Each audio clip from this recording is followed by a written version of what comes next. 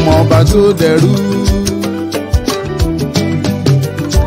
Ọmọ aláṣọ tó wà kìsà.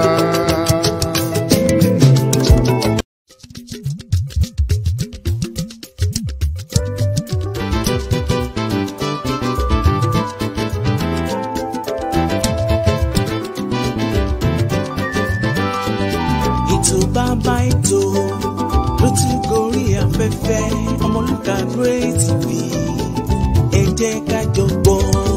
Ètò bàbá ètò ló ti gorí afẹ́fẹ́ Ọmọlúkà Great TV, ẹ jẹ́ ká jọ gbọ́.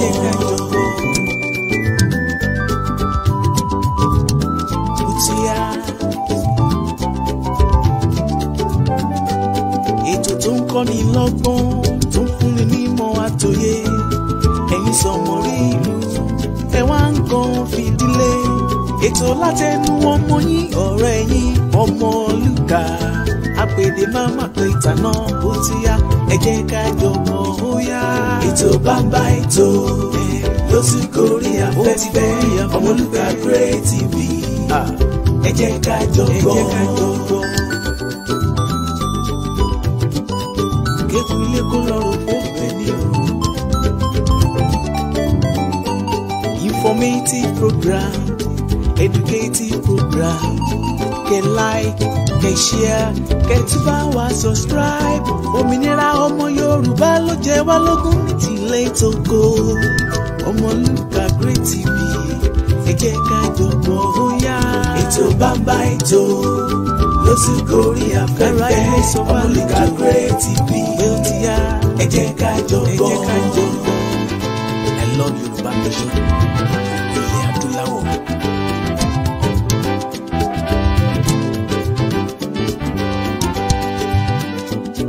Yorùbá nation, ilé tìyá, òmìnira ọmọ Yorùbá o ló ṣe kókó. Yorùbá nation, ilé tìyá, òmìnira ọmọ Yorùbá o ló ṣe kókó. I love Yorùbá nation, ògo ilẹ̀ adúláwọ̀. Ikán parapọ̀, wọ́n parapọ̀ wọ́n mọ̀lé. Èèrà parapọ̀, wọ́n parapọ̀ wọ́n má kìyàn. Ẹ jẹ́ ká parapọ̀ ká fi mọ̀ ṣọ̀kan. I stand for unity, ìṣọ̀kan lórí orílẹ̀-èdè wa. Yorùbá nation, ilé tìyá, òmìnira ọmọ Yorùbá o ló ṣe kókó. Ẹ wò bí ẹ fẹ́ bí ẹ kọ̀, a máa gba Yorùbá nation yìí o. Ó dá mi lójú dé gbangba. Ẹlẹ́dẹ̀ ó máa dọ́yọ̀, ariwo ẹ̀ ló máa pọ̀ o. Ilẹ̀ ìlérí ni Ọlọ́run wá mú wa débẹ̀ ní dandan oṣù. Yorùbá nation, ilé tìyá, òmìnira ọmọ Yorùbá o ló ṣe kókó. I love my nation. Yorùbá nation, ilẹ̀ adúláwọ̀.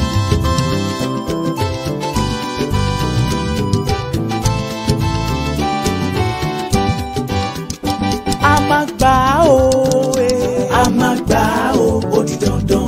Onílé kó lọ sọ fàlejò. A máa gbà ó di dandan. Kí àdúgbò gbọ́ kó lọ rúgbó bẹ̀. A máa gbà ó di dandan. Bí ẹ fẹ́ bí ẹ kọ̀ sẹ́. A máa gbà ó di dandan. Yorùbá nation ó máa dúró. A máa gbà ó di dandan. Láṣẹ Elédùmarè. A máa gbà ó di dandan. A máa gbà ó sọ sẹ́. A máa gbà ó di dandan.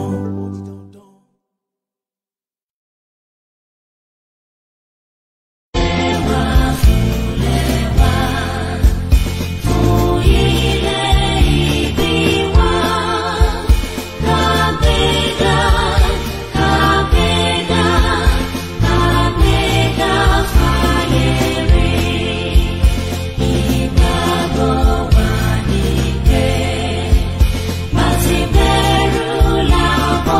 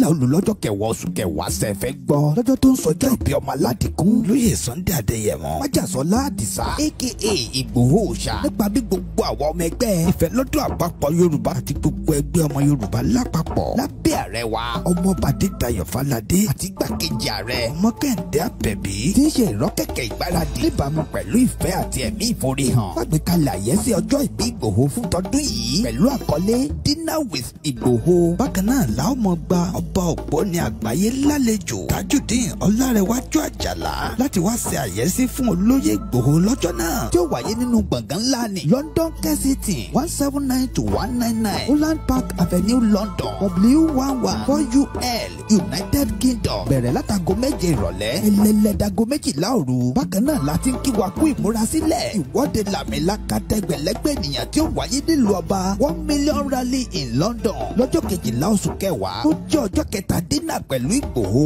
lẹ́yìn tọ́láyọmí kó ìkímidà àti kálára rẹ̀ ó máa ṣàkóso rẹ̀ pẹ̀lú ọ̀kan ọ̀jọ̀kan àwọn àlàkalẹ̀ ìrọ̀rùn nípa bá a ṣe máa fi ọkọ̀ àjàgbé ńlá ní London route bus gbé àwọn àgbààgbà àti àwọn abarapá gbogbo láti BBC in Oxford Street títí tí ìwọ́de ó fi parí sí Paris Trafalgar Square tó bá wá di ọjọ́ 13 ọjọ́ 4 dinner with Ìgbòho láwọn máa ṣàbẹ̀wò lọ sí ìlú Manchester gan fún ẹ̀kúnrẹ́rẹ́ àlàyé síwájú sí i tàbí láti dá sí ètò ìfọlọ́ndrìlì ẹ lè pè tàbí kẹ́ WhatsApp Ọláyọmí Kóìkí lórí +447 594 050 979 Jàdùbí lórí +447 570 320 030 Tóyìn Ọláoyè lórí +447 896 018 764 lápapọ̀ ọmọ Yorùbá àgbáyé pátápátá ní àwọn ẹgbẹ́ ìfẹ́lọ́dún àpapọ̀ ọmọ Yorùbá ṣe kí ọmọ aládìkún wípé ẹ kú ọdún ẹ kú ìyèdún a sì ń sàmọ́dún sẹ́ẹ̀mí ìtayà tọmọ Yorùbá World Media ló ń kéde lórúkọ gbogbo ọmọ Yorùbá pátápátá.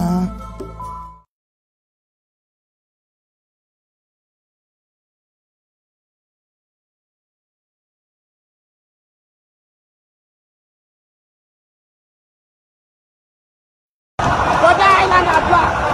Navy blue check. Jacamo. Jacamo. Jacamo. Jacamo. Jacamo. Don't see bro. Don't see bro. Igbo. Don't get you are confused. The love is too much. The love is too much. The love is too much. The love is too much. The love is too much. Jacamo. Jacamo. Let's go. Ẹ kú dédé àsìkò yìí gbogbo ẹ̀yin olólùfẹ́ wa pápátá káàkiri àgbáyé. Mo kí yín lọ́mọdé, mo kí yín lágbà, mo kí ọkùnrin, mo kí obìnrin, mo kí onílé, mo kí àlejò, mo kí yín pátápátá gbogbo ẹ̀yin olólùfẹ́ wa pápátá. Gbogbo yín ni mo kí, mi kúkú lólódì ẹnikẹ́ni. Ọmọlúkà yín rèé gẹ́gẹ́ bí ẹ ti mọ̀. Mo kí yín pápátá lọ́mọdé, lágbà, lọ́kùnrin, lóbìnrin. Gẹ́gẹ́ bí mo ṣe ṣètò ẹ̀, bí mo ṣe fi lélẹ̀ fún àǹfààní ẹ̀yin tí ẹ̀ ń wò wá fúngbà àkọ́kọ́, ẹ jẹ́ kí n fi àsìkò yìí kí n tún fi kí yín pé Ọmọlúkà ló ń sọ̀rọ̀ o. Èyí tẹ́ ẹ̀ bá mọ ẹni tí wọ́n ń pè lọ́mọlúkà, Ọmọlúkà rèé. Èyí tẹ́ wá ń darapọ̀ mọ́ mi láti inú Facebook, bẹ́ẹ̀ bá ṣe ń join ẹ máa bá mi pín ètò yẹn, rí i pé ẹ̀ ń share kẹ́dẹ̀ máa like ẹ̀. Ẹ̀yin tẹ́ ẹ̀ ń wò wá nínú TikTok, ẹ máa bá wa ṣe kíni, máa bá wa double tap ẹ gẹ́gẹ́ bó ṣe yẹ kó rí. Ẹ̀yin tẹ́ dẹ̀ ń bá wa ń ṣètò ẹ̀ láti inú YouTube, ẹ má ṣàlàyé bá wa like ẹ. Tó bá dẹ̀ ń follow wa ní YouTube tó ti subscribe, túbọ̀ ẹ gbìyànjú kẹ́ ṣe kíni, ẹ subscribe sórí YouTube channel wa so that kí ètò yìí kó lè ṣe kíni, kó lè máa tẹ̀síwájú bí ó ṣe ń tẹ̀síwájú. Lánàá mo wá pẹ̀lú ìbínú, pẹ̀lú ìjà. The same thing náà ni mo bá wá lè ní, torí pé kí ni màkànmákàn lóye kàn. Èmi dẹ̀ rèé, mi ò kì í pamọ́ sí abẹ́ ìka kan, bó bá ṣe rí ni mo ṣe máa sọ. Mo dẹ̀ wá lè ní láti jẹ́ kí gbogbo yín pápátá kẹ́ ẹ mọ̀ pé in tí mo sọ mo dúró lé lórí. Ṣé mọ̀ pé ọ̀pọ̀lọpọ̀ ìgbà ni mo máa ń sọ̀rọ̀ tí àwọn èèyàn á jáde, ẹlòmíì á pè wá lórúkọ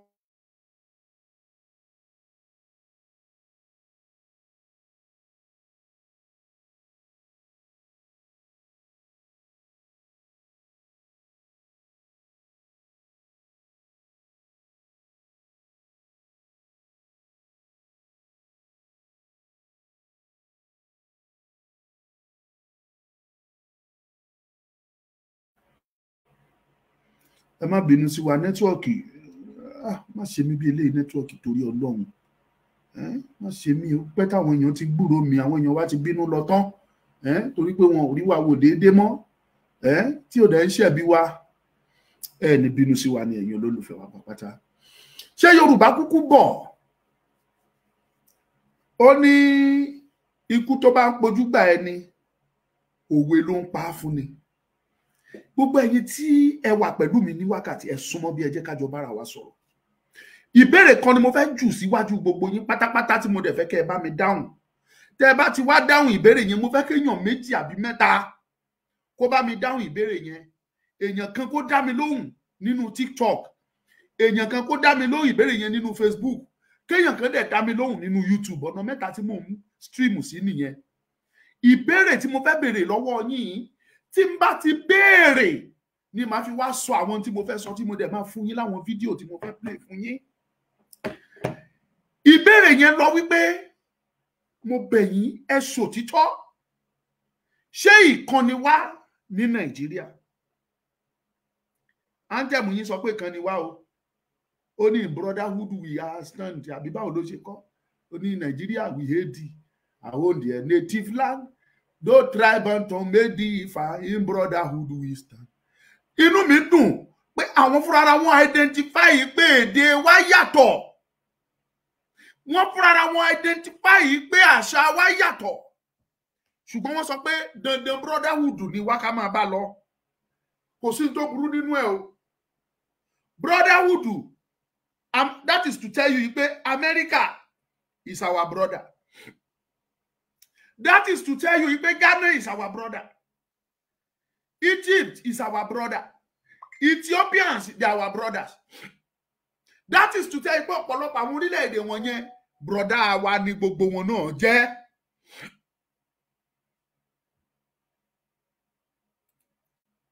Mo lérò pé ọ̀rọ̀ mi yé yín.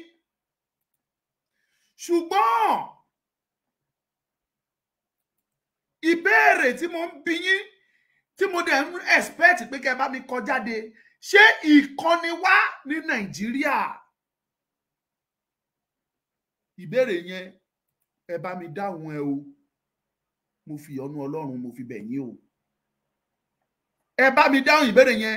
Tí n bá ti rí èèyàn kan ní Facebook, èèyàn kan ní TikTok, èèyàn kan ní YouTube tó bá mi dáhùn ẹ, ẹ gbàgbé lè tó máa wá sọ ìdí tí mo ṣe béèrè ìbéèrè yẹn, máa wá sọ fún yín, mo fẹ́ mọ̀. Gbogbo ẹ̀yin tẹ́ ń wò mí.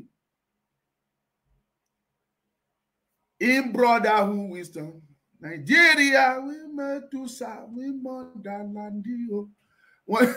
Ẹnìkan tí ẹ ṣàwàdà, ó ní anthem kan sọ wípé Nigeria is our fatherland.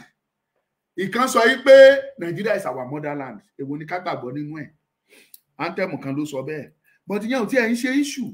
Tí èmi tí ẹ ń gbìyànjú láti sọ fún gbogbo wa pátápátá tí mo dẹ̀ fẹ́ ká mọ̀ ẹ̀hún ni pé Nàìjíríà yìí o kì í ṣe ti gbogbo wa o.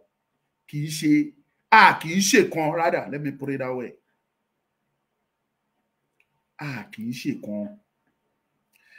Ìdí tí mo dẹ̀ ṣe ń tẹnumọ́ fún gbogbo wa òun ló ń ṣẹlẹ̀ tí mo fẹ́ gbé fún yín ní lọ́wọ́lọ́wọ́ yìí o. Ìdí mo ń bọ̀ ẹ bá mi pín program yìí o. Mo fẹ́ gbé fídíò yẹn wọlé fún yín kẹ́ ẹ lè rí, kẹ́ ẹ lè mọ ohun tí mò ń sọ.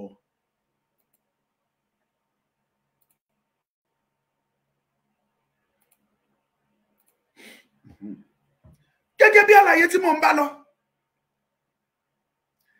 ṣé ìkan ni wá ní tàbá kì í ṣe kan? Mi ò tí ì rí kẹ́nìbọ̀dì dá mi lóhùn ní TikTok. Mi ò dẹ̀ tí ì gbọ́ kẹ́nikẹ́ni sọ nínú Facebook gan pàápàá tàbí YouTube. Okay, we are one. You seek for Felix, you are one, no problem. Àhójọra wa, okay.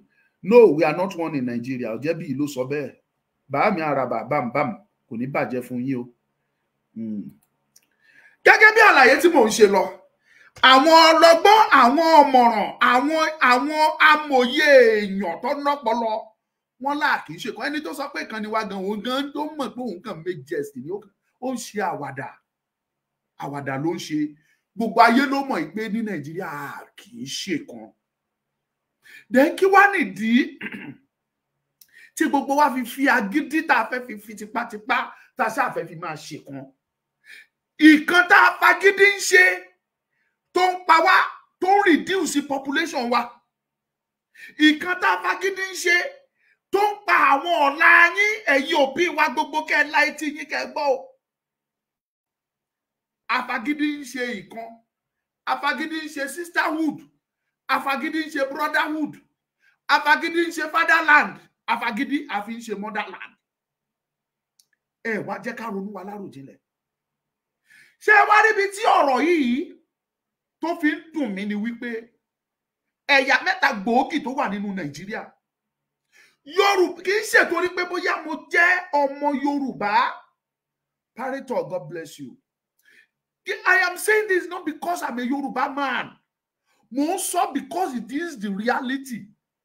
Yorùbá ló fi àyè tó fi ìfẹ́ tó fi bá gbogbo ẹ̀yà tó kù lò pátápátá. Prove me wrong. Màá sọ fún yín lẹ́kùnrẹ́rẹ́. Yorùbá fi ìfẹ́ àti ojú dídí àfifẹ́ ìfẹ́ àfẹ́jù fún gbogbo àwọn tó kù nínú Nàìjíríà. Bó ṣe wà nínú ẹ̀jẹ̀ wa bẹ́ẹ̀ náà la ṣe gbọ́ nínú ìtàn tí àwọn bàbá ńlá bàbá wa tí wọ́n ti rú Nàìjíríà sẹ́yìn a gbọ́ nínú ìtàn this is what they did. Àwọn bàbá wọ̀nyí a gbọ́ Awólọ́wọ̀ yarí pé òun ò fẹ́ kí Yorùbá dá òmìnira tí ẹ gbà torí pé kí ni òun fẹ́ kí Ìgbò àti Haúsá kí wọ́n ṣe tán pẹ̀lú wa. Ẹ wo ìfẹ́ ẹ̀yin tẹ́ ń wò mí ní Facebook ẹ má jẹ́ kí kíní yìí já ẹ bá mi pín ẹjọ́ ojú òní tì yín Ayọ̀míkún Dánijù God bless you bá mi pín God bless you Adéṣọlá ẹ bá mi pín ẹ má fi lẹ̀ ẹ̀yin tẹ́ ń wò mí ní TikTok ẹ bá mi tẹ̀ kí ló ń ṣẹlẹ̀ ẹ fọwọ́ sí ó ní àwọn nǹkan tí mo fẹ́ yànnàná ẹ̀ fún yín because dandan ni kẹ́ ẹ gbọ́ kẹ́ ẹ fetí yín gbọ́ ẹ ti ń fojú yín rí ẹ gbọ́dọ̀ fetí yín náà máa gbọ́. Tó bá sọ pé ẹ̀yà tó wà nínú ìṣòro wàhálà àti ìdààmú lọ́wọ́lọ́wọ́ yìí nínú Nàìjíríà ilẹ̀ Yorùbá ni o. Ìdí ni wípé Yorùbá a fi ìfẹ́ àfẹ́jù àti fi bà ọ̀pọ̀lọpọ̀ nǹkan jẹ́ nínú Nàìjíríà tá a wà yìí. Àwọn kan pẹ́ wọ́n bá mi sọ̀rọ̀ láìpẹ́ yìí wọ́n ní nǹkan tí Buhari ṣe wọ́n lòun ni Tinubu ń ṣe nígbà tó débẹ̀. Kí ni Buhari ṣe kí ni Tinubu ṣe? Wọ́n ní Buhari ó kó gbogbo wọ́n ní Buhari kó gbogbo oyè ó kó fáwọn North kò fún Yorùbá ní kankan ó gbọ́n díẹ̀díẹ̀ sọ́wọ́ àwọn ọmọ Ìgbò. Ṣùgbọ́n mo fẹ́ kẹ́ understand yìí pé oyè tí Buhari kó àwọn ọmọ Ìgbò sí wọ̀nyí kó àwọn ọmọ Fúlàní sí láti ìbẹ̀rẹ̀ wá làwọn Fúlàní ti ń jẹ oyè yẹn. Ọjọ́ wo ló tó táwọn ọmọ Yorùbá tí wọ́n ti ṣe chief of army staff gbẹ̀yìn látàyè Ọládìpọ̀ Díyà ni Yorùbá ti ṣe chief of army staff last. Now ayé wo ló tó tí ọmọ Yorùbá ti ṣe director general of custom àbí controller general of custom? Mi jẹ́ lérò pé ọmọ Yorùbá ṣe rí. Tọ́mọ Yorùbá bá ṣe rí á ti lé ní 30 years. Ẹ̀yin tẹ́ ń wò mí ẹ máa bá mi ẹ máa view ẹ̀.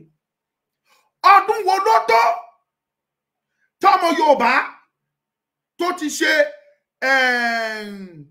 immigration last? Mi ò lérò pé ọmọ Yorùbá ti ẹ̀ ṣe rí. Ọdún wo ló tó tọ́mọ Yorùbá ti head the NPA Nigerian Port Authority? Ọdún wo ni ọmọ Yorùbá ti ṣe last? Mi ò lè ka ọdún ẹ̀. Ọdún wo ló tó tọ́mọ Yorùbá ti ṣe Director General of DSS last? Mi ò tiẹ̀ lérò pé ọmọ Yorùbá ṣe rí. Láti ọdún tí wọ́n ti dá EFCC sílẹ̀, Ọbásanjọ́ ti dá sílẹ̀ láti year 2000. Kò tí ì sọmọ Yorùbá tó head ẹ̀ rí. EFCC. Kò sí ọmọ Yorùbá tó head EFCC rí. látọjọ́ tí wọ́n ti dá 2000 to date, that's about 24 years ago. Láti ọdún tí INEC ti ń jẹ́ INEC, láti ìgbà tó ti bẹ̀rẹ̀ INEC ní 1999, ọmọ Yorùbá ò ṣe dáre, kò ṣe president INEC rí àbí kí náà pé chairman INEC, ọmọ Yorùbá ò ṣe rí. Never. Maurice Iwu ó dà pé òun ló kọ́kọ́ ṣe. Lẹ́yìn ẹ̀ títí tó fi dórí eléyìí tó wà ńbẹ̀ yìí Fúlàní. Ọmọ Yorùbá ò tí ì hold ẹ̀ rí. Gbogbo position tí Buhari tó kó àwọn ọmọ Fúlàní sí, àwọn ọmọ Fúlàní náà ẹ̀dì ibẹ̀ láti bẹ̀rẹ̀ wá. Ọlọ́pàá nìkan la lórí ọ̀fẹ́ àti ṣe rí, and that is Ìyídẹ̀rọ̀ tó ṣe àti Tafa Balógun. Tafa Balógun wọ́n yẹ̀yẹ́ kúrò ńbẹ̀ ni. Ìyídẹ̀rọ̀ òun náà kò jọ yẹ̀yẹ́ náà fi lé kúrò ńbẹ̀. Now tí gbogbo eléyìí bá wá rí bẹ́ẹ̀, ẹni tó wá sọ yìí pé nítorí pé Tinubu débẹ̀ pé tí Buhari ṣe lòun náà ṣe, even Buhari Tinubu ò tí ì ṣe nǹkan kan nípa ibẹ̀ yẹn, ibẹ̀ kọ́ mò ń lọ o, ó níbi tí mò ń lọ, mo fẹ́ prove fún yín pé a kì í ṣe kan àti pé Yorùbá ẹ wà nínú ewu lọ́pọ̀lọpọ̀, and I will prove it to you today. Mo sọ fún yín INEC Tinubu ó sì máa dán sọmọ Yorùbá as the chairman of INEC. Yorùbá ò tí ì ṣe rí. Yorùbá ò ṣe rí. Abuja, minister for Abuja. Yorùbá ò tí ì débẹ̀ rí. Tó bá dẹ̀ ti ṣe rí, á jẹ́ pé bóyá Yorùbá kan ó dẹ̀ ti máa pẹ́ sẹ́yìn tọmọ Yorùbá yẹn ti ṣe. Ìyẹn tó bá jẹ́ pé Yorùbá ṣe rí. Ẹ̀dẹ̀ Nàìjíríà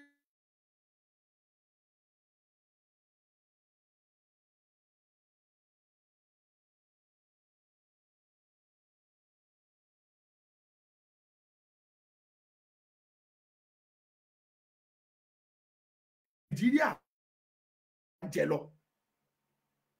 directly or indirectly. Fúlàní, Haúsá àtàwọn ọmọ Ìgbò wọ́n jẹ ju tí Yorùbá ń jẹ nínú Nàìjíríà lọ. Meanwhile, àwọn ọmọ Ìgbò fúnra wọn, àwọn ni wọ́n truncate bí Nàìjíríà ṣe wà láti bẹ̀rẹ̀, torí oníkálukú ló ń dàjọba ẹ̀ ṣe. Yorùbá ń ṣèjọba ẹ̀, Ìgbò ń ṣèjọba ẹ̀, àwọn Haúsá àti Fúlàní wọ́n ń ṣèjọba wọn. Àwọn ọmọ Ìgbò náà truncate, àwọn ni wọ́n wọ́gi lé tán sọ pé gbogbo owó tán bá pa kan máa kó wá, torí pé kò sí kankan lọ́dọ̀ tiwọn. Wọ́n dẹ̀ ti rí pé kíní yìí máa fa wàhálà, ebi máa pa wọ́n, ìyà máa jẹ wọ́n. Wọ́n kàn sọ ẹ̀, wọ́n ní ká máa kówó wá sí òkè, ká máa ti òkè pín, ká máa fún oníkálukú ní tiẹ̀. Tá bá ń sọ̀rọ̀ epo, kì í ṣe Ìgbò ló lepo. Àwọn ẹ̀yà tó ní epo wọ́n mọ́ra wọn, kì í ṣe Ìgbò. Ibi tí mo wá ń lọ òun ni fídíò kan tó ń já rain. Táwọn Ìgbò ń pariwo pé àwọn máa bẹ̀rẹ̀ sí ní fún ọmọ Yorùbá lóògùn jẹ, báwọn máa poison ọmọ Yorùbá. Èmi ti sọ eléyìí fún yín tipẹ́tipẹ́. Ẹ̀yin Yorùbá lẹ ò fúnra. Ẹ̀yin tẹ́ bá ń wò mí, tó bá wù yín, ẹ rìpọ́ọ̀tù péjì mi. Màá sọ. Tẹ́ bá rìpọ́ọ̀tù, tó bá blọọkù ẹ̀ bẹ́ẹ̀ ṣe ń ṣe nìyẹn o. Kò kàn mí, màá tún wọ́pọ̀ ẹ̀. Ṣùgbọ́n kí ló dé ẹ̀yin àgbààgbà tí Yorùbá fi wà láàárín ọ̀tá? A wà láàárín ọ̀tá àwọn ọmọ Fúlàní, a wà láàárín ọ̀tá ọmọ Ìgbò. Ìgbò kórìíra ìran Yorùbá, wọ́n kórìíra wa dọ́ba. The same thing làwọn Fúlàní ṣe. Yorùbá dẹ̀ ń finú kan fi ń bá gbogbo wọn gbé. Ẹ wo kan tí bàbá wa Tinubu ń ṣe. Bí Tinubu ṣe tẹ́wọ́ tó gba gbogbo wọn rèé. Nínú ìtàn, ọmọ Ìgbò ò tí ì di ìbò fún ọmọ Yorùbá kankan rí pé Yorùbá dìde ó fẹ́ contest tó concern òkè bóyá president or whatever. Ọmọ Ìgbò ò dìde kó dìbò fún ọmọ Yorùbá rí. Wọ́n dìbò ní 1960, Ìgbò ò vote fún Yorùbá. Awólọ́wọ̀ contest, Ìgbò dìbò against ẹ̀. Zik Nnamdi Azikiwe ó lọ pàdé àpòpọ̀ mú àwọn Fúlàní wọ́n dìbò against Awólọ́wọ̀ ní 1960 I think 1966 or whatever. Tá a bá kéré agbọ́tàn o torí tọmọdé ò bá bàtàn abárọ̀bá àrọ́bá dẹ̀ ní bàbá ìtàn.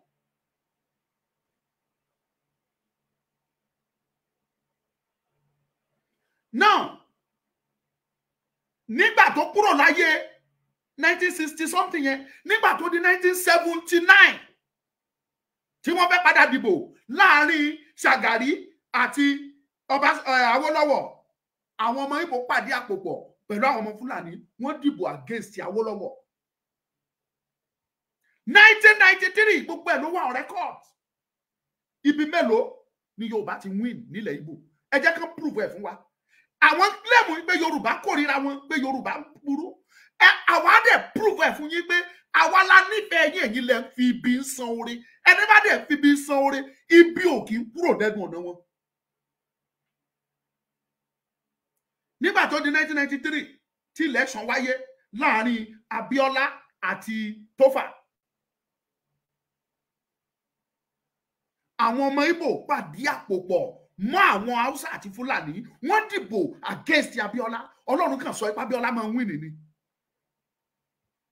It is on record. And mind you, mo ń bọ̀ mi ti dé. Nígbà tí wọ́n já ogun, tí kò wọ́n sọ pé máa pa gbogbo wọn dànù ní 1967 sí 1972. I think it's 1970 rather. Tí wọ́n fi ń jà Biafran war 3 years. Gbogbo wọn ni wọ́n sá kúrò l'Ékòó, èyí tó ti kọ́lé fi lé ẹ̀lẹ́ ó sá lọ. Oníkálukú dun orí ẹ̀, wọ́n sá àsálà, wọ́n fi gbogbo property wọn lẹ̀. Gbogbo ẹ̀ la gbọ́ nínú ìtàn. Ìpè gbogbo bí wọ́n ṣe lọ tí wọ́n padà dé, ọmọ Yorùbá tọ́jú property wọn dé wọ́n gbogbo wọn padà wá after tó gun parí. Wọ́n padà wá gba gbogbo property wọn, èyí tó nílé gba ilé, èyí tó nílẹ̀ gba ilẹ̀, èyí tó ní ṣọ́ọ̀bù gba ṣọ́ọ̀bù everything. Gbogbo ẹ̀ lọ́mọ Yorùbá hand over lé wọn lọ́wọ́. Bá ò bá bí wa àmọ̀tàn agbọ́tàn asúnmágbà. Kí ló dé ẹ̀yin Ìgbò? Why do you just hate Yorùbá unnecessarily? Kò kẹ́ èmi o, èmi sọ fẹ́yìn ọmọ Yorùbá ni pé ẹ jára yín ẹ jí inú wàhálà, inú ewu, inú lílo lẹ́wà. Fúlàní ń pa yín nínú oko, kódà wọ́n ń pa yín láàrin ìlú. Àwọn ọmọ Ìgbò náà ń pa yín indirect. Wọn ò dẹ̀ fi pamọ́ wọn láwọn apá yín. Ẹ wo fídíò yẹn náà kí n tó tẹ̀síwájú torí kí n tó mọ tí mo fẹ́ tú yáyáyájáde. Record me very, very well. Record exactly. me. We are going to give them what time to start poisoning the Yoruba and the Benin. Put poison for all una food for work. Put poison for una water. Make una dey buy one by one. Una go buy one day. Una go sick. I go put water pia for inside una water, inside una food. Una go see better. This guy hates when I get for una so. It go last forever. For all of una food. Ota pia. What do they call that one? What do they call that rat? Ota pia. Eat and die. Sniper. I go they put them for all una food. Sniper. All una food for if I go work tomorrow now, I go put them for Yoruba people food. Go tell government. Oh yeah, I dey Canada, I dey Ontario. Oh yeah, hurry up. Hurry, fast. I go put Otapia, I go put Ogbomosho, everything for inside una food. Una go dey hear small. Yoruba don die yo. Bini don peme o. Una go dey hear am. Na me talk am and I go do am. Umunne udodoranu get it ma go on here na eku na South Africa platform. We don't care about South Africa. We don't care. Those boys they cook. We don't care about them, but those boys where they wanted those assistants where they go there, but then they go there. Those boys, that guy where they call Sir, who be Sir? That guy resembles Sir. I don't know why Igbos. I don't know why Igbos they go. I'm even ashamed of some of our Igbo people. I don't know why they go that platform. You guys need to grow that spirit of wickedness. They talk of South Africa where white they buy there every day. They don't buy two again. Carry and put pig, make piggy chop. The day they talk. But Africa better pass us. Make Amadou Haki them there. Occupy you. Vladimir Wade occupy you for there. I want making the Igbo get that heart of wickedness. Una too they quiet. Una too they cool. Enough. It's enough. If you have a means of buying them, buy them. Any means of buying them, come up for road. Right. Because they're too mumu. They are of no use to the society. Lot of prostitutes and everything. You said, my brother, you said, let's not. Good man. Ashawo came down. They say Bine came down. Who they call them Bine came down. They are Ashawo came down.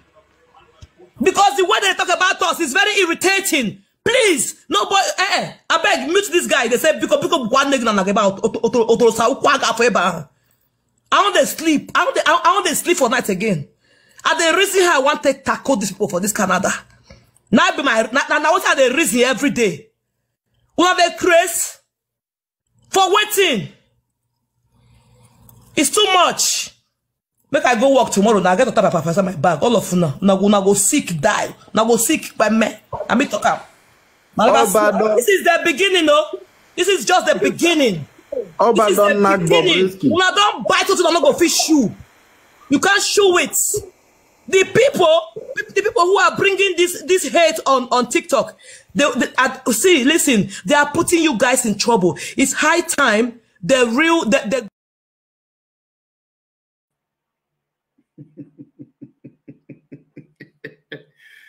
Hey, ọmọ Yorùbá ṣe fẹ́ tí yín gbọ́. Etí yín ṣe fi gbọ́.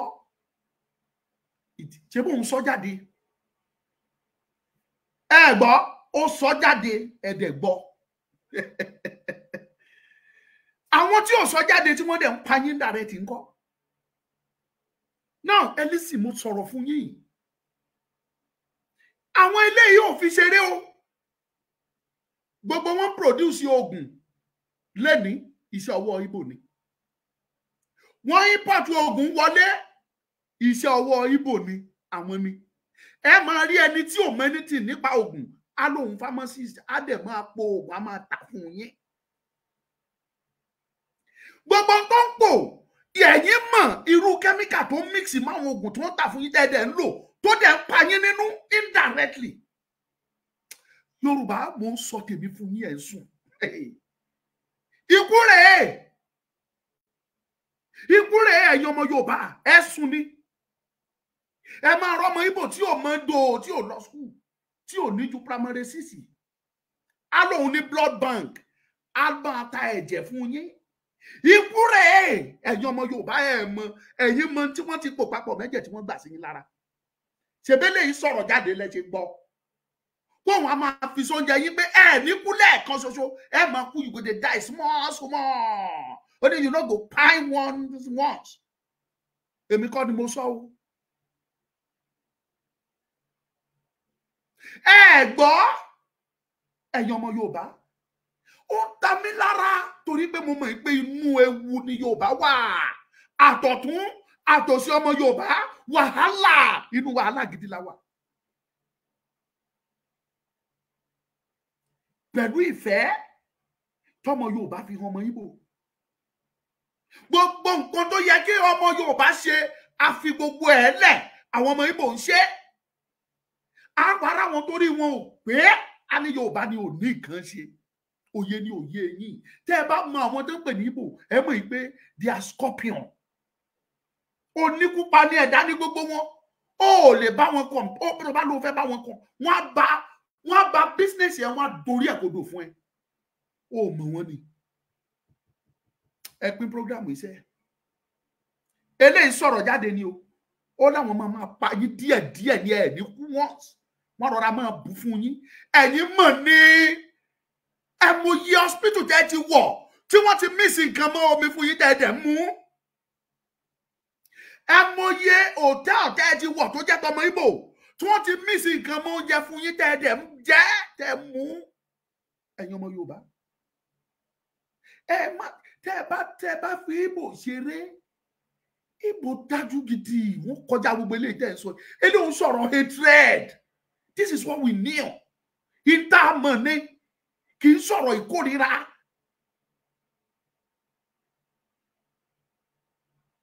Ẹgbọ́n tó mọ̀ yẹn sọ. Only it is time we go dey kill una. Ẹ tún gbọ́ sẹ́. Ẹ gbọ́. Record me very, very well. Record exactly. We are going to give them time to start poisoning the Yoruba and the Benin. Put poison for all una food for work. Put poison for una water. Make una dey kpai one by one. Una go kpai one day. Una go sick. I go put ota pia for it. Ìsìn ni mo gbọ́ pé cancer wá pọ̀ rẹpẹtẹ. Àwọn Fúlàní ṣe tí wọ́n gbogbo oúnjẹ tí wọ́n ń gbé fún yín gbogbo ẹ̀ náà oríṣiríṣi kẹ́míkà tó fi pa yín. Ẹ̀yin ò dẹ̀ lè lọ́sọ̀kò kẹ́ lọ dá oko kẹ́ gbin nǹkan tẹ́ lè jẹ fúnra ara yín. Àfi tí Fúlàní bá gbóúnjẹ wá fún yín. Oúnjẹ tí Fúlàní ń gbé wá fún yín. Either direct or indirect. Wọ́n lo kẹ́míkà àwọn làwọn preserve ẹ̀ náà máa sọ fún yín. Àwọn formalin kẹ́míkà tó ń pa èèyàn. Kẹ́míkà tó ń kọ́ sí damages sínú system ara yín. Ẹ̀rọ ọmọ 20 years ọmọ 30 years. A máa ní àìsàn tí ò yẹ kó ọmọ 60 years or 70 years gan kó ní. Yóò bá ẹ̀ sì fúnra ọ̀rọ̀ mi rùn létí yín. Ọ̀rọ̀ mi dàbí ọ̀rọ̀ yín pé kí leléyìí ń sọ. I don't care. I am only saying this because I am a Yoruba man. Ìgbò ń ṣe tiwọn láyé yín. Fúlàní ṣe tiwọn lórí yín. Ẹ̀rí gbòòrò dúró sí. Ìgbò jogún gbogbo ẹ̀ mọ́ wa lọ́wọ́. Fúlàní náà jogún tiwọn nínú oko. Tẹ́ bá ní kẹ́ lọ sóko ẹ̀rí bí wọ̀. Bí Fúlàní ò gbóúnjẹ fún yín ẹ lè jẹun. Oúnjẹ tí wọ́n gbé wá fún yín oúnjẹ tó ń ṣekú pa yín. Ẹnìkan sọ̀rọ̀ ó ní bó ṣe ń gbóúnjẹ yẹn wá ní Yorùbá jẹ́ ó lákàn fi sanra ni. Ẹ fi sanra. Àìsàn ti wà nínú àgọ́ ara yín. Bí mo ṣe jọmọdé tó when I was still a little boy. Tí mo sì kéré. Tí mo ṣọmọdé mọ̀ yìí. Àwọn àìsàn tí mò ń gbọ́ sí àgbọ́ rí nígbà tá a kéré mi gbọ́ rí. Nígbà táwa wà ń ké mi kàn gbọ́ rí. Mi ò dẹ̀ gbọ́ rí pé ọmọ kékeré kú. Tá bá gbọ́ pé èèyàn kú, wọ́n máa ń kóru kẹrẹ ni. Táwọn èèyàn wa gẹ́gẹ́ bó ṣe ń ṣe nílùú wa. Bá mi ò tàbí tó bá dẹ̀ jóbi náà iye mi ò. Inú wa tún dùn yí pé àgbàlagbà ló kú. À ń gbẹ́kún ikú ọmọdé. Irú oríṣiríṣi wàá rọ́mọdé mi á ti darúgbó kọjá èjì ẹ̀ lọ. Ẹ wọ ọmọ Lucas ẹni bá mọ èjì mi sí àrò pé mo ti ju bí mo ṣe mọ ìlọ ni. Ẹlòmí a máa fojú 50 wò mí níbi tí mi ti ẹ̀ tí ìkànlẹ̀kùn 50. Àti jẹ́ tí ò yẹ kájọ gbogbo wa ń kú sára ẹ̀ mọ̀.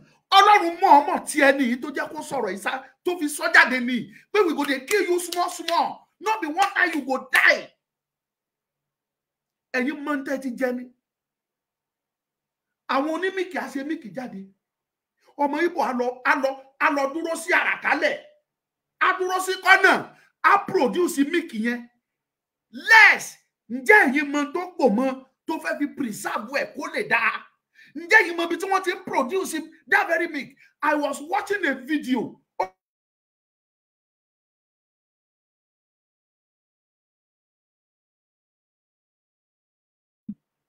Wáìnì wọ́n mu ní Àkúrẹ́ ibi tó ti ń ṣe wáìnì. Tẹ́ ẹ bá rí omi tó fi ń ṣe wáìnì yẹn, wà á sun ẹkún fáwọn tó mu. Ẹkún, you will weep for the people that are consuming it. Yorùbá, ẹ wà nínú ewu ẹ sọ díẹ̀ torí Ọlọ́run. Ẹ má rò pé ṣe ni mo kàn ń sọ̀rọ̀ pé kẹ́ bá lè rí mi wò kẹ́ bá lè gbọ́ mi rárá. Mo ń fọ́ ní Ọlọ́run gbẹnu mi sọ̀rọ̀ fún yín ni. Ẹ wà nínú ewu lọ́tún àtòsì. Ní gbogbo ọ̀nà, bẹ́ẹ̀ bá gbójú sókè inú ewu lẹ wà. bẹ́ẹ̀ kọjú sọ̀tún ẹ wà nú ewu, bẹ́ẹ̀ kọjú sósì ewu rèé, bẹ́ẹ̀ bá tún ní kẹ́ bojú wẹ̀yìn tó jẹ́ ilé gan ẹ tún wà nú ewu. Yorùbá lọ́wọ́ ara wa, Yorùbá ẹ sọ jí, ṣe bẹ́ẹ̀ ni sọ̀rọ̀ lẹ fi gbọ́ tiẹ̀. Yorùbá Igbo á produce ìtẹ̀lẹ̀ ẹ fẹ́ jẹ, oníkókì ń ṣe kókì ẹ̀, Igbo á kọjá sí Gbági nìbàdàn, wọ́n á produce tiwọn jáde, wọ́n á kó nǹkan sí, ẹ̀yin mọ tí wọ́n fi sínú ẹ̀, wọ́n dẹ̀ kó síta, wọ́n á tà, ẹ̀ẹ́dẹ̀ rà ẹ̀jẹ̀. Mo ń sọ fún yín ni kẹ́ ẹ bá lè mọ̀ bí mo ṣe wà yìí mi ò kí. Ọjọ́ tàṣírí kan tú, ó láwọn tó ń ta kókì lójú ọ̀nà, àwọn làwọn máa ń ta kókì yẹn fún. Àwọn tó ń ta kókì lọ́nà, àwọn làwọn máa ń ta fún. Àtọjọ́ yẹn bí mo ń travel, mi ò lè ra kókì ẹ mu, mi ò lè romi mu lọ́wọ́ ẹ, mi ò ní ra omi mu, mi ò ní ra kókì mu. Ṣé báwọn yẹn sọ ni àwọn eléyìí tán kó sínú ṣọ́ọ̀bù tá ń rà mú ńkọ́, tó dẹ̀ ń pa yín díẹ̀díẹ̀, tó dẹ̀ ń pa àìsàn díẹ̀díẹ̀. Ẹ̀rí tẹ́lómi ò ní ju 30 àti máa ní kidney failure, ẹlòmí ò ní ju 35 àti máa ní diabetes, ẹlòmí ò tí ì lè ju 40 àti máa gbọ́ pé ó ti ní develop cancer. Torí Ọlọ́run ọmọ Yorùbá ẹ ti sùn. Wọ́n flag program yẹn, bá mi tẹ̀, ẹ má jẹ́ kán rí flag. Ẹ̀yin tẹ́ ń wò mí nínú Facebook ẹ bá mi tẹ̀, YouTube ẹ bá mi pín. This is not a matter of hatred. Ìtẹ́mi ṣe ń preach fún gbogbo wa nìyẹn pé ẹ jẹ́ ká jọ fìmọ̀ yìí ṣọ̀kan, ká sọ fún gbogbo àgbáńlá ayé pé ààrẹ dì àti bá anybody wọn ṣe mọ́, kó ní kálukú wọn ṣe tiwọn lọ́tọ̀ọ̀tọ̀, káwa náà ṣe tiwa, kò léwu nínú. Ọ̀sẹ̀ tó kọjá lọ mo wà lÉkòó, ọ̀sẹ̀ tá lò tán yìí mo wà lÉkòó, mo wà ní Ìkẹjà tòsí Ọbáfẹ́mi Awólọ́wọ̀ òwe yẹn sí Ìkẹjà under bridge. Mo ṣáà wà ń bẹ̀ yẹn, mo kàn stroke, mo ń wo bí nǹkan ṣe ń lọ, mo wá ń wo everything is almost 60 to 70% àwọn tí mò ń wò Igbo. 60 to 70% of the business shop gbogbo ẹ̀ Igbo. Ìbànújẹ́ bu ọkàn mi. Ọ̀nà wo ni èèyàn tún fẹ́ fi ìfẹ́ hàn tó tún ju gbogbo eléyìí lọ? Síbẹ̀síbẹ̀ ní Igbo ìbílẹ̀ ń rò sí wa. Ayé ni gbogbo wa jọ wà nígbà tí wàhálà EndSARS tó ṣẹlẹ̀. Gbogbo nǹkan tí Nnamdi Kanu tó sọ ń gbà yẹn gbogbo ẹ̀ la mọ̀ á, kì í sọmọdé bọ̀ níjọ́ àná yìí sì ni. Wọ́n ní destroy everything, destroy them, kill them all. The same Nnamdi Kanu. Mad people everywhere. Bó ṣe máa sọ nìyẹn. Kill them all, burn it down, burn them down. Kò give order yẹn pé kán pa wọ́n, kán burn them down nílùú ẹ̀ nílẹ̀ Ìgbò. Ọ̀nà wo náà ṣe ń fìfẹ́ hàn fún yàn tá a fi hàn fún ẹ̀gbọ́n ọmọ Ìgbò. Yorùbá àánú yín ṣe mí. That is why there are very different kinds of irregularities, abnormalities lára àwọn ọmọ tẹ́ ń bí ẹ̀ mọ̀ ni. Ẹ̀rọ ọmọ 7 years, 8 years àti máa lọ́mú. Ẹ̀rọ ọmọ 10 years àti bẹ̀rẹ̀ menstruation. By the time tó bá máa fi 25 tó máa fi 30 àwọ̀ menopause. Ìta àgbọ̀rí láyé mi 30 ń wọ menopause, 35 ń wọ menopause. Nígbà tó ti bẹ̀rẹ̀ menstruation at the age of 7, at the age of 8, at the age of 10.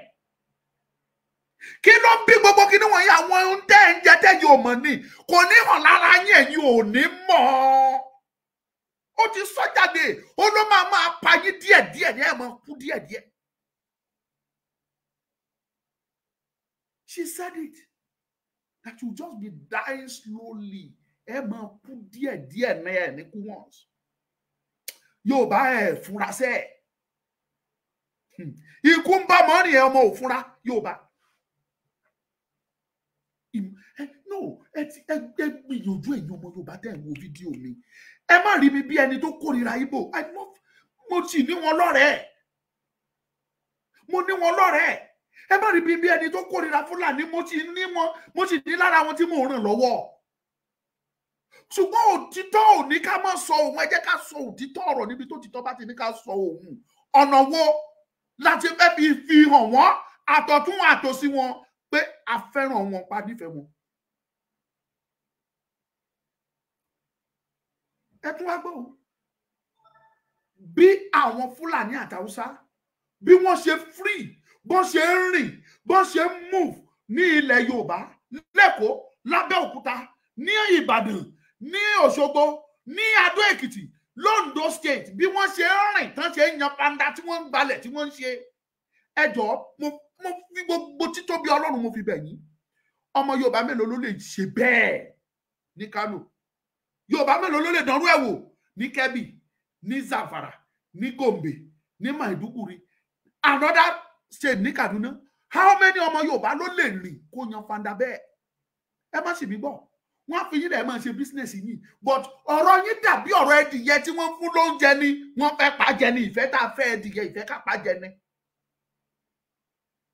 Wọ́n fẹ́ pa yín jẹ ni, wọ́n fi yín lẹ̀ ẹ mọ̀ business tó jẹ́ pé ọjọ́ kan ṣoṣo wọ́n á sọná sí.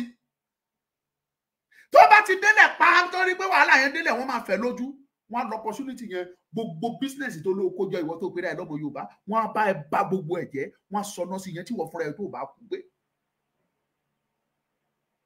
Níbi ibi tó pè lábẹ́tì àwọn Fúlàní tó jẹ́ tàwọn Haúsá, tó bá rìn gbèrègbèrè níbẹ̀, wọ́n á gbé ẹ ó lọ nìyẹn, wọ́n lè má rí ẹ mọ́, wọ́n á pa ẹ́ dànù, wọ́n á lọ ju òkú ẹ sọnù. Ṣérú ẹ wà nílẹ̀ Haúsá, ẹ jọ̀ọ́ ẹ̀yin tẹ́ ń gbé bẹ́ẹ̀ sọ fún mi. The same thing ni mo tún bẹ̀rẹ̀ o nílẹ̀ Ìgbò. Ṣérú ẹ ṣẹlẹ̀ nílẹ̀ Ìgbò? Bí Ìgbò ṣe ń halẹ̀ níbí, tẹ́ ẹ ń ta fún wọn, táyé dẹ̀ ń gbà wọ́n, tí wọ́n ń ṣe business wọn tí wọ́n ń dára nílẹ̀ Yorùbá. Ẹ jọ̀ọ́ ṣé irú àyè yẹn gba ọmọ Yorùbá lónìṣà tàbí láwọn other places tó wà ní East? Mo béèrè lọ́wọ́ yín ni o, torí kò yé mi o. Ọ̀nà wo la ṣe fẹ́ fi ìfẹ́ hàn fáwọn pípù wọ̀nyí? Ṣùgbọ́n mo fẹ́ kẹ́yìn ọmọ Yorùbá mọ̀ pé gbogbo ìfẹ́ tẹ́ fi hàn, ibi ni wọ́n fi ń san fún yín. Ìwọ tó ń wo fídíò mi tó bá sọ pé ọ̀gbẹ́ni wà tribalistic àbí ó wà ethnic bigot àbí ó ṣe bigotry, mi ò kò kàn mí o. Ṣùgbọ́n ẹ̀yin ọlọ́gbọ́n, ẹ̀yin amòye, ẹ súnmọ́ mi, ẹ farabalẹ̀ kẹ́ ẹ mú sẹ́ǹsì jáde nínú nọ́sẹ̀nsì mi o. Ẹ mú jáde nínú nọ́sẹ̀nsì tí mò ń sọ. Because níbi tí ọ̀rọ̀ yìí dé dúró yìí, kò wá yẹ káwa gan ká ṣàtúnṣe ká tiẹ̀ béèrè pé kí ló ń ṣokùnfà àìsàn ọ̀sán gangan fáwọn ọmọ Yorùbá gan? Kí ló bí ikú ọ̀sán gangan fáwọn ọmọ Yorùbá gan? Àwíjà ìwé ẹ̀yin ọmọ Yorùbá. Orogún ìyá yín lẹ máa fi rọ́mọ́. Orogún ìyá yín tóun gan débi ń pa tó wà tó máa jẹ́, òun lẹ máa fi rọ́mọ́ pé òun ló ń ṣe yín. Ẹ máa fi mọ́ ọ̀tá, ẹ máa fi mọ́ àjẹ́, ẹ máa fi mọ́ oníṣègùn, àwọn ló ṣoògùn sí yín. Whereas ìtawà fúnra wa tá à ń consume, tá à ń jẹ, tó dẹ̀ ń dá méjì gbogbo system wa. I was watching a video recently. Ẹni yẹn ó rí picnic tán máa ń mu, kì í ṣe alágolo picnic tó dàbí juice tó dàbí yogurt tán ṣe sínú onípépà gbọ́ọ̀rọ̀. Ó sunkún, ó gé, ó fi sí ṣọ́ọ̀ṣì, ó wá gé. Ìgbà tó máa wọnú ẹ̀ oríṣiríṣi nǹkan ló dì síbẹ̀. Àwọn nǹkan tó lè fa cancer, tó lè fa ikú òjijì ló kún inú ẹ̀. Ó wá ń ké. Ó ní ẹwọ nǹkan tí picnic fún un. Èmi ò ní access láti bá sọ̀rọ̀ ni. Mi ìbá ní ká lọ ṣe ìwádìí dáadáa. Ṣé picnic ló ṣe production yẹn? Torí pé kí ni ọmọ Ìgbò á ṣe the same thing. Agbèjáde exactly tó anẹ́sàn jẹ́ pé àti lè differentiate eléyìí tó jẹ́ original tí picnic ṣe àti eléyìí tó ọmọ Ìgbò ṣe á nira fún ẹ ìwọ tó bá strong ò ní lè dáná. Ẹ̀dẹ̀ ń consume ẹ̀dẹ̀ ń jẹ́ ẹ̀ mú. Kí ló dé tẹ́ ẹ̀ ní kúkúrú ìwé ẹ̀yin ọmọ Yorùbá? Kí ló dé tẹ́ ẹ fẹ́ dàgbà ẹ̀ lè dàgbà mọ́ pẹ̀lú gbogbo ilé ìta sọ yìí? Kì í sì jẹ́ pé kí ló jẹ́ àgbà níwájú gbogbo tẹ́ ẹ ti jẹ́, níwájú ìjẹkújẹ tẹ́ ẹ ti jẹ́, ipò àṣetì ẹ̀ wọ́n kò fún yín, mo ti lọ bí tán ti ń to oògùn rí tí mo ra oògùn tí wọ́n sẹ́ndì oògùn yẹn mo rán ọmọ pé kó lọ ra àwọn ọmọ yẹn mú oògùn yẹn wá expired drugs. wọ́n á wá rí package ẹbí tán pọnú dé inú sachet náà ti kọ expiring date sí. àwọn wá lọ change pálí wọ́n wá lẹ expiring date míì mọ́ tinú pálí nígbà mo máa yọ jáde mi ìmọ̀ tó tì mí èmi náà kì í ṣe pé mo ṣe pé tẹ́bẹ̀ mo kàn ń wo bí ẹlẹ́ oògùn ti expire kẹ ẹgbà mi. mo wá lọ́bẹ̀ mo dọ́gbọ́n fojú wọlé mo rí pé majority oògùn tí Igbo yẹn ń ta expired drugs. orí ló ń fọ́ mi o kí n lo paracetamol. expired drugs. ẹ̀yin ẹ wo iye àwọn màmá tó ti lò ó ẹ wo iye àwọn ọmọdé tí wọ́n ti lò ó táyé wọn ń bàjẹ́ díẹ̀díẹ̀ gẹ́gẹ́ bọ́ ọmọbìnrin yẹn ṣe sọ nínú fídíò tẹ́ wò ó sí pé díẹ̀díẹ̀ làwọn ọmọ máa pa yín.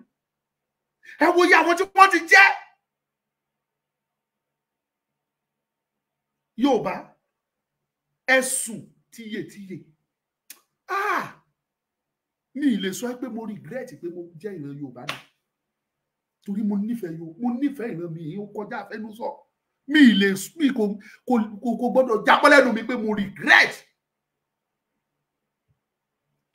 ẹ̀yin tẹ́ ẹ pera yín lágbàgbà ẹ̀yin tẹ́ ẹ lẹ́ẹ̀kàwé ẹ̀yin tẹ́ ẹ lẹ́ẹ̀wà intelligent ibo ni intelligence sì yín wà ibo lọ́gbọ́n yín wà ibo ni ìmọ̀ tẹ́ ẹ níwà ibo lòye tẹ́ ẹ níwà. Where are they in all those wisdom and knowledge and understanding you prove that you have? Níbo lẹ kó dà sí? Àwọn tí wọn ò wá lọ́pọlọ tó yín, tí wọn ò lọ́gbọ́n tó yín, ìwọ̀nba tí wọ́n wá ní, wọ́n fi ń dààmú yín. Wọ́n fi ń mì yín rìbòrìbò, wọ́n fi ń mì yín lákàlàkà. Yorùbá. When it is time, ká máa pa yín nípakúpa. Kán dẹ̀ máa pa yín. Nothing will happen. Wọn ò ṣẹ̀ṣẹ̀ máa ṣe, wọ́n ti ń ṣe dáadáa. Wọ́n ti ń ṣe eléyìí kan Ọlọ́run kan gbẹnu ẹ̀ sọ̀rọ̀ jáde ni kó bá lè kẹ́yìn Yorùbá bá lè mọ̀ ìpè wàhálà wà. Ìpè wàhálà wà. Ọlọ́run kan jẹ́ kẹ́ni sọ ní ṣe bóun sọ jáde ní sẹ́ẹ̀. Ẹjọ́ sọ tí ẹ jáde tó dẹ̀ pa yín kọ́. Mi ò sọ̀rọ̀ àwọn atrocities tó wà lọ́wọ́ ọmọ Igbo mi ò. I am not here to be telling you all those things. Tẹ́ bá gbọ́ pé wọ́n pa Nàìjíríà níbì kan, wọ́n lé Nàìjíríà níbì kan, àwọn kan di ṣe gbá. They are Igbos. Out of 10, 9 Igbos are wà mẹ́, if not 10.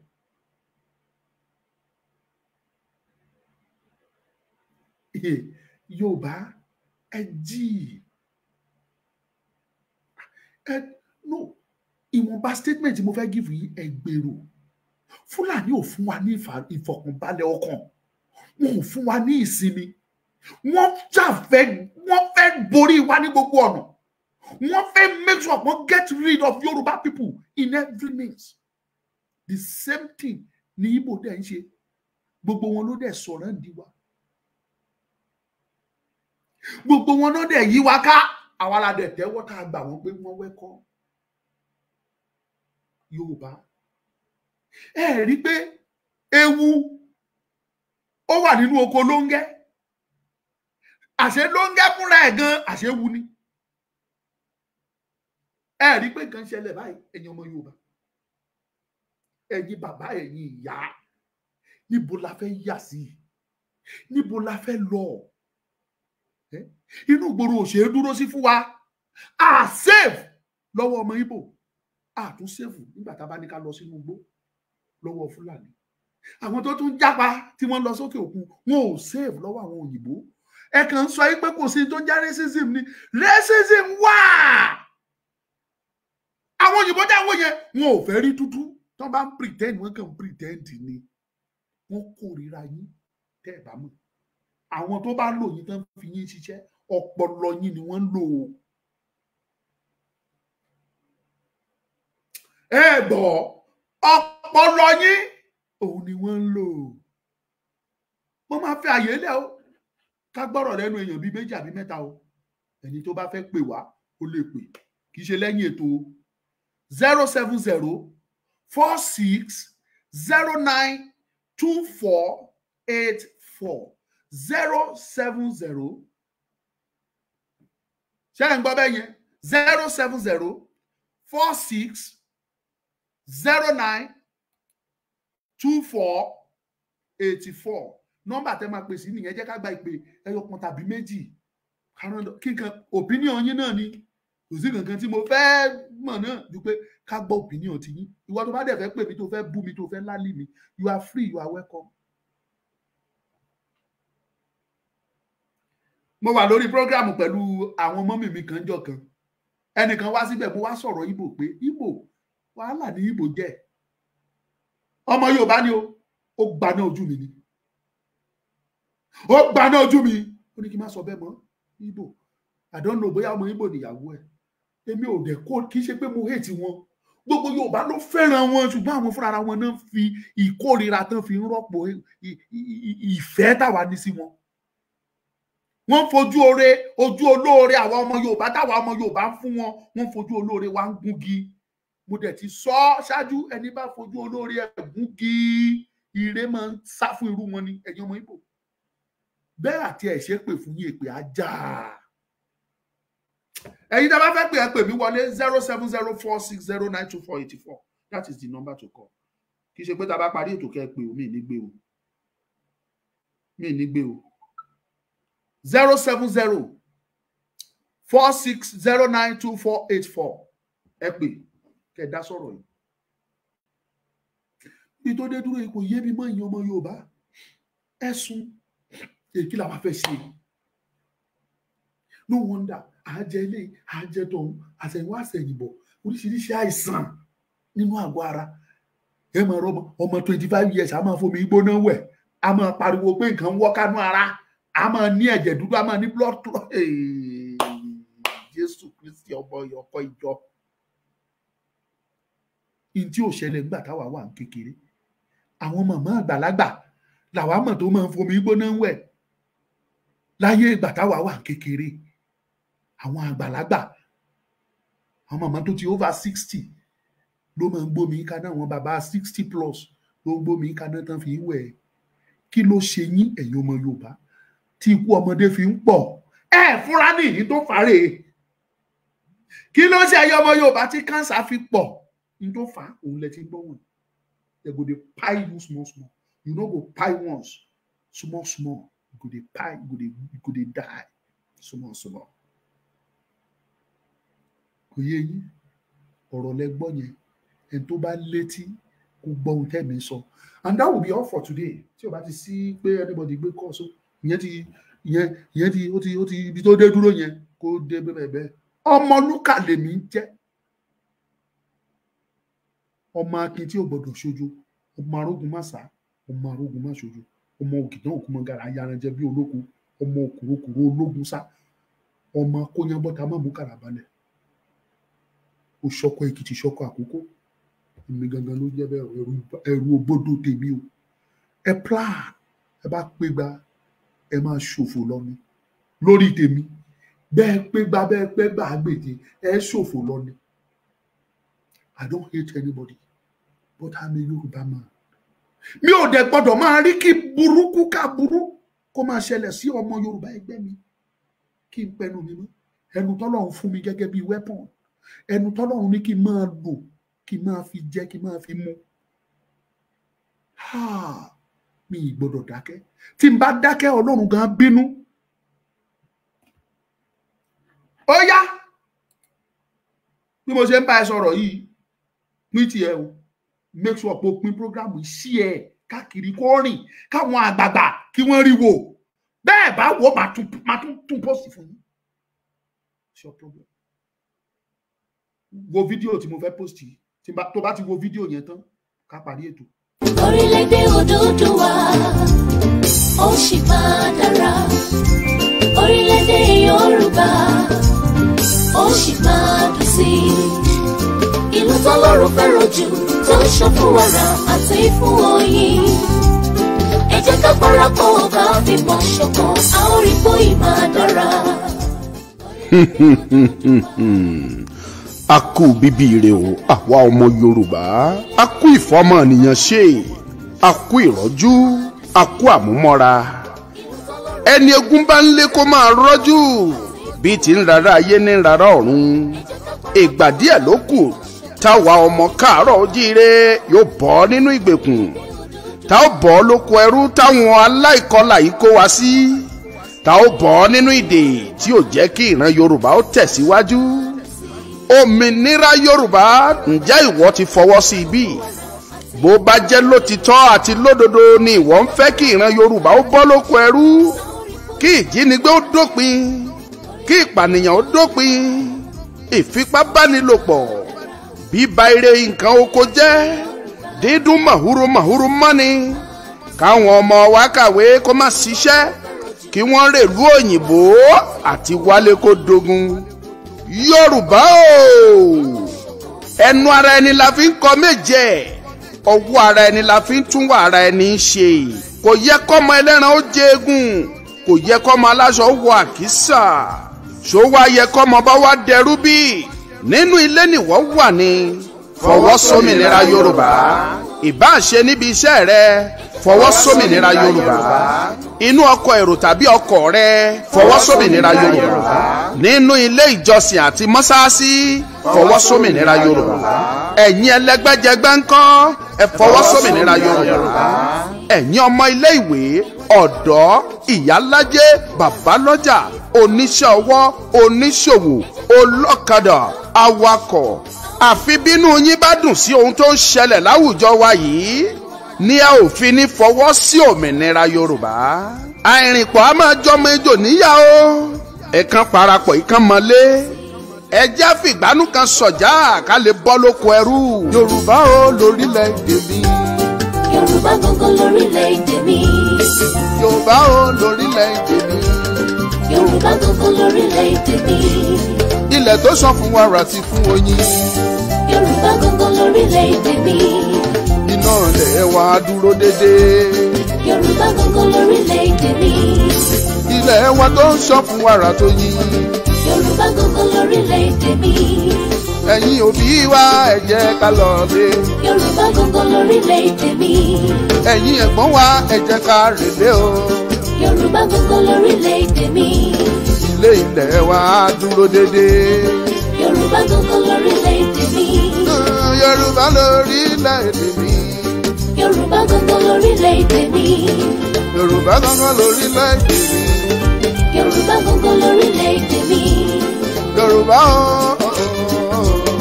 Yorùbá gbogbo lórílẹ̀‐èdè mi. Yorùbá gbogbo lórílẹ̀‐èdè mi. Yorùbá gbogbo lórílẹ̀‐èdè mi.